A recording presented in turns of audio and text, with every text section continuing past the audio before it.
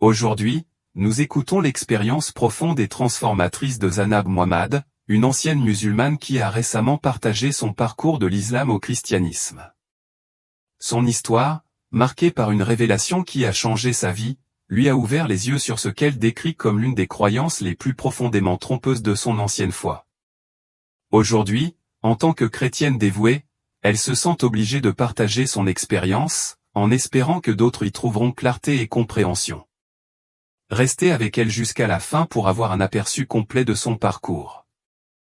Zanab est née dans une famille musulmane profondément dévouée, où sa foi était tissée dans chaque fibre de sa vie. Dès qu'elle a su parler, on lui a appris à réciter le Coran, la voix de son père résonnant dans leur maison alors qu'il récitait des versets qui devaient guider chaque aspect de leur vie. Son père, une figure aimante mais stricte, était inébranlable dans son engagement à élever des enfants qui défendraient et chériraient les enseignements de l'islam sans poser de questions.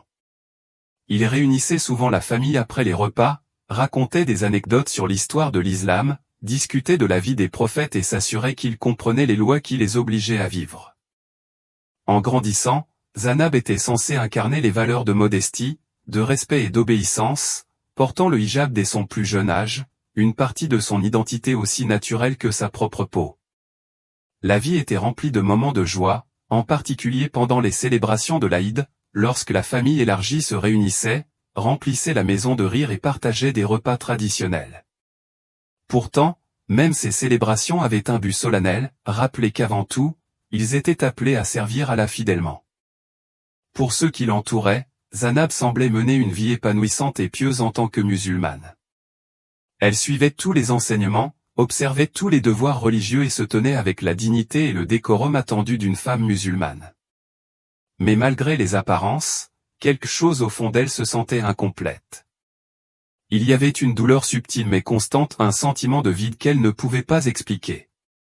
En apparence, sa vie semblait parfaite, mais au-delà de tout cela se cachait un désir silencieux, un vide qu'elle ne parvenait pas à comprendre. Cela a commencé comme une journée ordinaire, comme n'importe quelle autre. Je rentrais du travail, mes pensées absorbées par les tâches routinières qui m'attendaient, le repas du soir que je prévoyais de préparer pour ma famille, les corvées auxquelles je devais m'attaquer et les moments de calme et de convivialité auxquels j'aspirais. Ayant juste terminé mes prières de l'après-midi, j'ai senti un sentiment de paix m'envahir, inconsciente des bouleversements qui m'attendaient. En un instant, tout a changé. Alors que je roulais sur la route familière, perdu dans mes pensées, un énorme camion a soudainement dévié sur ma voie, ne me laissant pas le temps de réagir. Le fracas assourdissant qui a suivi a brisé la tranquillité de ma journée, me catapultant dans une réalité cauchemardesque. La force de l'impact était sans précédent, violente, écrasante et dévorante. Ma voiture a dérapé, transformant le monde en un chaos de verre brisé, de métal qui grince et de bruit assourdissant.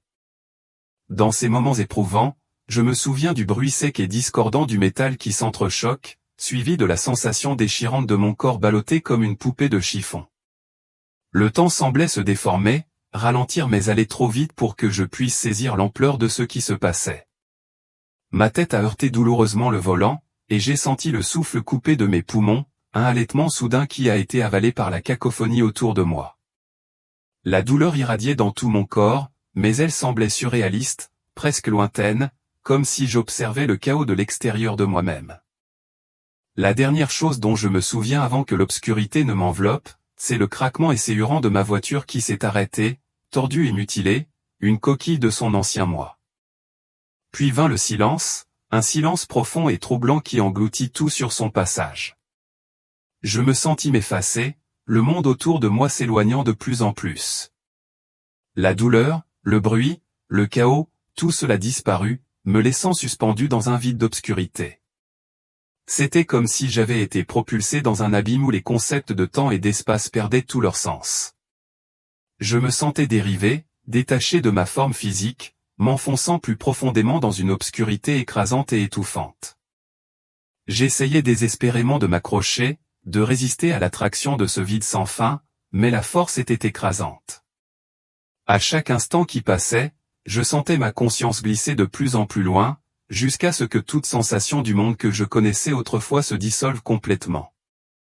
Il n'y avait plus de pensée, plus de son, juste une obscurité vaste et inquiétante qui engloutissait tout. J'avais l'impression de descendre dans un royaume au-delà de la vie elle-même, un endroit où le temps n'avait plus de sens, et où j'étais totalement impuissant face à son attraction. Quand je me suis enfin réveillé, je me suis retrouvé dans un endroit au-delà de tout cauchemar que j'aurais pu imaginer. Ce n'était pas la vie paisible après la mort que j'avais espérée, ni le paradis auquel on m'avait appris à m'attendre. Au lieu de cela, j'étais dans un royaume de tourments inimaginables.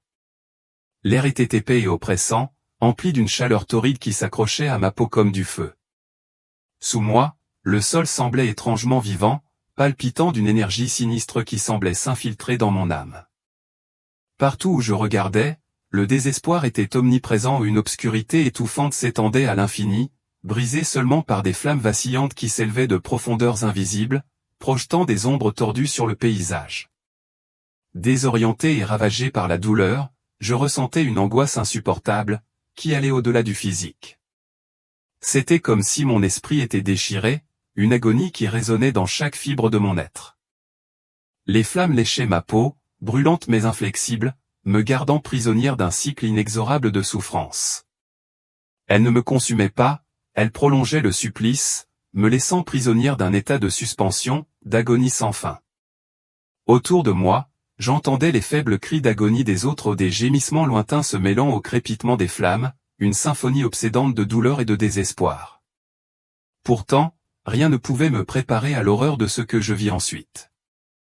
Alors que mes yeux s'habituaient à la faible lumière vacillante, j'ai commencé à distinguer des silhouettes autour de moi ou des gens que je reconnaissais, des coreligionnaires musulmans qui, comme moi, avaient consacré leur vie aux enseignements de l'islam. Je pouvais voir des visages familiers tordus par l'agonie, leurs mains tendues impuissantes, cherchant un soulagement face aux flammes implacables qui les entouraient. L'air était rempli de leurs cris désespérés, chaque voix étant un cri brut et angoissant demandant la miséricorde. Le tourment était sans fin et le désespoir gravé dans leurs expressions était plus terrifiant que tout ce que j'avais pu imaginer. Ces hommes et ces femmes avaient prié, jeûné et vécu avec la conviction qu'ils étaient sur le droit chemin, que leur foi les mènerait un jour à la paix. Et pourtant, ils étaient là, piégés dans un lieu de souffrance inimaginable. Leurs cris perçaient le silence oppressant, résonnant dans l'obscurité tandis qu'ils imploraient la compassion. Certains se tenaient la poitrine comme si le poids de leurs regrets les étouffait, tandis que d'autres étaient courbés, le visage déformé par l'incrédulité et la confusion. C'était comme s'ils ne pouvaient pas comprendre pourquoi ils avaient été condamnés à ce sort, pourquoi leur dévotion inébranlable les avait amenés ici. Dans leur angoisse, ils ont commencé à appeler le prophète Mahomet, le suppliant d'apparaître et de les sauver des profondeurs de leur souffrance. « Ya Allah, Ya Allah » criaient-ils, leur voix brisée par le désespoir et l'épuisement. Ils l'invoquèrent pour obtenir la miséricorde dont ils avaient toujours cru qu'elle leur serait accordée dans les moments difficiles, tendant leurs mains vers le ciel avec un espoir désespéré. Leur voix devint rauque, leurs supplications s'élevant comme un cœur frénétique, mais le ciel au-dessus de leur tête resta froidement indifférent. Aucune réponse ne vint, et aucune silhouette ne parut pour les réconforter ou les secourir. Leurs cris devinrent plus frénétiques, plus angoissés, résonnant sans fin avant d'être engloutis par le vaste silence de l'étendue sombre et illuminée par les flammes. Mahomet ne vint pas, et leurs voix se dissolvèrent dans le vide, s'évanouissant dans la chaleur et l'obscurité implacable qui n'offrait aucun répit. Le désespoir était accablant, un poids lourd et oppressant qui s'abattit sur nous alors que la vérité terrifiante commençait à s'imposer, il n'y aurait pas de secours, pas d'échappatoire à ce tourment sans fin. Nous étions seuls, abandonnés à un destin que nous n'avions jamais anticipé, une réalité que nous pouvions à peine comprendre. Puis, j'ai senti une présence sombre, un démon dont l'aura semblait étouffer l'air autour de lui. Son regard était fixé sur moi, ses yeux brûlants d'une obscurité intense et ardente qui transperçait directement mon âme. Tandis qu'il me regardait, il parla d'une voix qui résonnait avec une certitude glaçante, « Ils vous ont menti en tant que musulmans », dit-il. Les yeux du démon m'ont transpercé, inflexible et empli d'une connaissance sinistre. Le premier mensonge, continua-t-il, était que tu croyais que Jésus n'était qu'un prophète. Tu l'as vénéré comme l'un des nombreux messagers, sans jamais comprendre toute la vérité. Jésus n'est pas seulement un prophète, il est le sauveur du monde, le Fils de Dieu. En le rejetant comme celui qui pouvait vraiment te sauver, tu as rejeté ta seule chance de salut. J'étais abasourdi, luttant pour comprendre cette révélation. J'avais toujours respecté Jésus en tant que prophète, tout comme l'islam me l'avait enseigné, mais je ne l'avais jamais considéré comme autre chose. Réaliser maintenant, dans ce lieu de souffrance inimaginable, que j'avais négligé sa véritable identité de sauveur, celui qui aurait pu me sauver de ce destin m'emplit de profonds regrets et de tristesse. Le regard du démon s'intensifia à mesure qu'il continuait. Le deuxième mensonge, révéla-t-il, était la croyance que tes actes pouvaient te sauver. Tu as prié, jeûné et fait l'aumône, convaincu que ces actes te feraient gagner la faveur de Dieu. Mais aucune bonne œuvre ne peut effacer la tache du péché. Tu t'es fié à ta propre justice, aveugle à la vérité selon laquelle le salut ne vient que par la grâce ou une grâce qui t'est offerte par Jésus-Christ. Mon cœur s'est serré lorsque le poids de ces mots s'est abattu sur moi. Une vie de dévotion, d'adhésion aux enseignements de l'islam, d'accomplissement de chaque rituel, de chaque règle, j'avais cru que ces efforts me sauveraient. Mais ici, dans ce royaume de souffrance, il était douloureusement clair que tous ces actes avaient été impuissants à me délivrer de mon besoin de véritable rédemption. Cette prise de conscience était écrasante. J'avais fait confiance à mes actions, croyant qu'elles me conduiraient au salut, seulement pour découvrir que mon espoir était mal placé. Ici, dans cet endroit sombre et tourmenté, je pouvais voir avec une clarté absolue que mes efforts avaient été vains, que j'avais manqué la seule source de salut dont j'avais si désespérément besoin. Le regret et le désespoir qui m'envahissaient étaient indescriptibles, une tristesse si profonde que j'avais l'impression que mon âme se brisait. La voix du démon devint plus froide, plus menaçante, tandis qu'il délivrait sa révélation finale et bouleversante. Le troisième mensonge, proclama-t-il, son ton dégoulinant de mépris, peut-être le plus grand de tous, c'est que tu as placé ta confiance dans les enseignements de Mahomet. Tu croyais qu'il était le dernier et le plus important prophète, celui qui détenait les clés de ton salut. Mais ces enseignements étaient erronés et incomplets, ils ne pouvaient pas te sauver, ni ces paroles te conduire à la vie éternelle. Cette prise de conscience s'abattit sur moi comme un raz-de-marée, m'emportant sous l'eau. Toute ma vie, j'avais cru que Mahomet était le sceau des prophètes, la voix définitive de la vérité, celui qui avait délivré le message final de Dieu. Pourtant, maintenant, dans les profondeurs de cette existence infernale, je pouvais voir avec une clarté atroce à quel point j'avais été profondément trompé. J'avais placé ma foi en un homme qui ne pouvait pas m'offrir le salut dont j'avais si désespérément besoin, qui m'avait éloigné de la vérité au lieu de me guider vers elle. Entouré de tourments et englouti dans l'obscurité, le désespoir menaçait de me consumer entièrement. Mais alors, quelque chose de miraculeux commença à se produire. L'obscurité lourde et étouffante qui semblait impénétrable vacillait comme si une lumière lointaine avait percé l'horizon. Au début, elle était à peine perceptible, une faible lueur dans l'obscurité écrasante, mais petit à petit elle grandit, devenant un phare radieux d'espoir qui repoussait les ombres qui nous enveloppaient. Alors que la lumière s'élargissait, illuminant le vide autour de moi, je réalisais avec un émerveillement croissant, c'était Jésus. À ce moment-là, je ressentis un profond changement en moi. La douleur implacable qui avait saisi mon âme commença à s'atténuer, remplacée par une vague indescriptible d'amour et de compassion. La lumière qui émanait de lui n'était pas une lumière ordinaire, c'était la vie elle-même, vibrante de chaleur et d'espoir. Sa présence était écrasante, non pas d'une manière qui invoquait la peur, mais plutôt d'une manière qui éveillait quelque chose de profond en moi, éveillant un désir dont je n'avais même pas réalisé l'absence. Il n'avait pas besoin de prononcer un seul mot pour que je comprenne la gravité de ce qui se déroulait. Je pouvais le sentir, sa miséricorde, son amour sans limite et son offre indubitable de secours, même au milieu de ce tourment profond. Même après tout le rejet et l'aveuglement qui avaient caractérisé ma vie, Jésus était venu me sauver. Il n'y avait aucun jugement dans son regard, seulement un océan de compassion qui m'enveloppait. Je sentais le poids de mes péchés peser lourdement sur moi, les fausses croyances qui m'avaient conduit à cet endroit misérable. Pourtant, en sa présence, j'ai aussi ressenti la douce étreinte du pardon. Sans prononcer un mot, il a tendu la main, et lorsque sa main s'est connectée à la mienne, les flammes brûlantes autour de moi ont commencé à s'estomper. La douleur, la souffrance, le tourment où tout a commencé à fondre dans l'éclat de sa miséricorde. À ce moment-là, la clarté m'envahit comme une marée purificatrice. Jésus n'était pas seulement un prophète, il n'était pas seulement un messager délivrant le message de Dieu. Il était le Sauveur, le seul véritable Sauveur du monde. Toute ma vie, on m'avait appris à le vénérer comme un prophète, à le voir comme un homme qui transmettait la vérité divine. Mais maintenant, dans l'éclat lumineux de sa présence, je réalisais à quel point j'avais été profondément aveugle. Il était bien plus que ce que j'avais jamais imaginé. Il était le seul capable de me sauver de cet abîme, le seul qui possédait le pouvoir de pardonner, de sauver et d'offrir la vie éternelle. Alors que la chaleur de la présence de Jésus m'enveloppait, je me sentis soudain comme si je me réveillais en sursaut, à bout de souffle.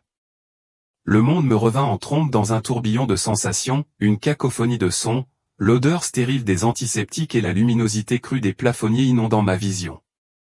Je me suis retrouvé dans mon corps, allongé dans un lit d'hôpital, entouré des visages inquiets du personnel médical et de mes proches. La confusion m'envahit comme un raz-de-marée tandis que je luttais pour comprendre ce qui venait de se passer. Le dernier souvenir vif que j'avais été celui de l'accident violent, et maintenant, contre toute attente, j'étais là, en vie mais complètement désorienté. À mes frères chrétiens, je vous exhorte à prier avec ferveur pour nos frères et sœurs musulmans du monde entier. Beaucoup sont pris au piège des mensonges et restent inconscients de la vérité profonde que Jésus offre. Ils recherchent la justice et la paix par leur foi, souvent sans se rendre compte de l'amour et du salut incroyable que l'on ne peut trouver qu'en Christ. Vos prières peuvent être des instruments puissants, adoucissant les cœurs et ouvrant les yeux à la vérité transformatrice de l'Évangile. À mes amis et à ma famille musulmans, je vous implore de rechercher sincèrement la vérité qui réside en Jésus-Christ. Je me suis autrefois tenu là où vous êtes maintenant, fidèle et dévoué, mais inconsciente de la vérité profonde qui m'attendait. Je croyais suivre le bon chemin, convaincu de mon adhésion au principe de la foi, mais j'étais aveugle à la réalité de mon besoin désespéré d'un sauveur.